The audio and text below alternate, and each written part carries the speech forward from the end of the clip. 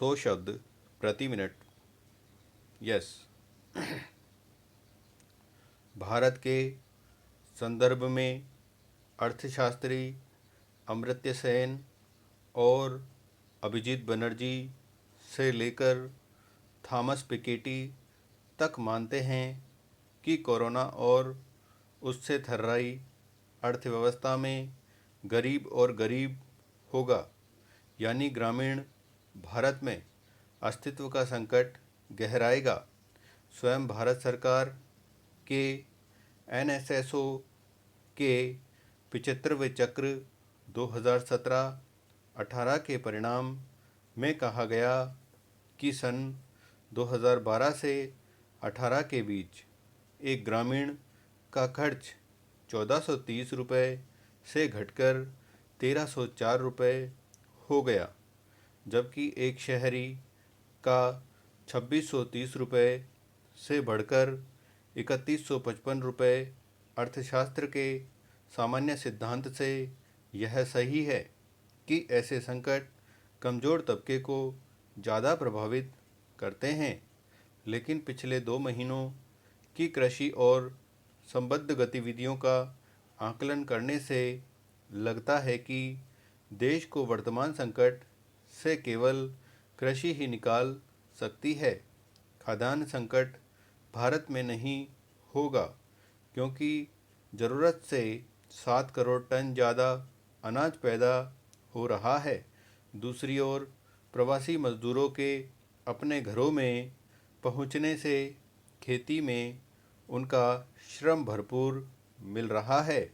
यही कारण है कि चालू खरीफ सीज़न में धान का रकबा काफ़ी बढ़ गया है। खेती की प्रकृति में एक और क्रांतिकारी परिवर्तन यह हुआ है कि श्रमिकों की सहज उपलब्धता के कारण जमीन मालिकों ने बटाईदारों से खेत लेकर खुद खेती शुरू कर दी है। जाहिर है वे कृषि में खाद बीज पानी में अधिक पैसा लगाएंगे, लिहाजा उत्पादन ही नहीं उत्पादकता भी बढ़ेगी। भारत में लघु व सीमांत किसान 86% है। घर पहुँचे प्रवासी मजदूरों को कोरोना, लॉकडाउन और क्वारंटाइन शब्द आज भी रात में डराते हैं। ऐसे में अगले 6 माह तक वह खेती, डेयरी, मत्स्य पालन आदि कार्यों में पूरी तन्मयता के साथ लगेगा। भारत जैसे कृषि प्रधान देश को कोरोना संकट से निकलना है तो रास्ता उद्योगों से नहीं, कृषि, दूध, सब्जियां व फल आदि के निर्यात से होकर जाएगा।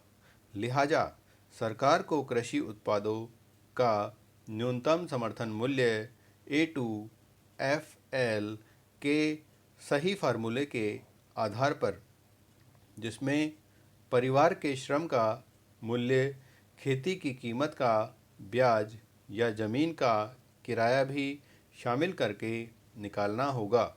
देश में पिछले 30 सालों में हर 37 मिनट में एक किसान आत्महत्या कर रहा है। इसी काल में करीब 2052 किसान हर रोज़ खेती छोड़कर शहरों में मजदूरी करने चले जाते हैं।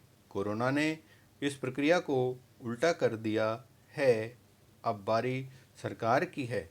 जिस गुजरात मॉडल का बहुत ढिंढोरा पीटा जाता है, वह कोरोना के समय में अस्त व्यस्त हो गया है। कुछ मामलों में देखिए, गुजरात न केवल सबसे ज़्यादा कोरोना मामलों वाले राज्यों में शामिल है, बल्कि वहाँ मृत्यु दर भी राष्ट्रीय औसत से ज़्यादा है। अहमदाबाद के कमिश्नर को अचानक हटा दिया क्योंकि स्थानीय रिपोर्ट्स के मुताबिक सरकार को लगा कि वे बहुत ज़्यादा टेस्ट कर रहे थे। सूरत में एक महीने में करीब 3 बार प्रवासी मजदूरों और पुलिस के बीच हिंसक झड़पें हुई। राजकोट में प्रवासी मजदूरों की भीड़ ट्रेनें रद्द होने पर भड़क गई और गुस्सा स्थानीय मीडिया पर उतरा। इसमें एक टीवी पत्रकार बुरी तरह घायल हो गया। पुलिस मूक दर्शक बनी रही। एक पत्रकार को देशद्रोह के आरोप में गिरफ्तार कर लिया गया क्योंकि उसने यह खबर दी थी कि मुख्यमंत्री विजय रूपाणी और बीजेपी हाईकमान में मतभेद चल रहे थे।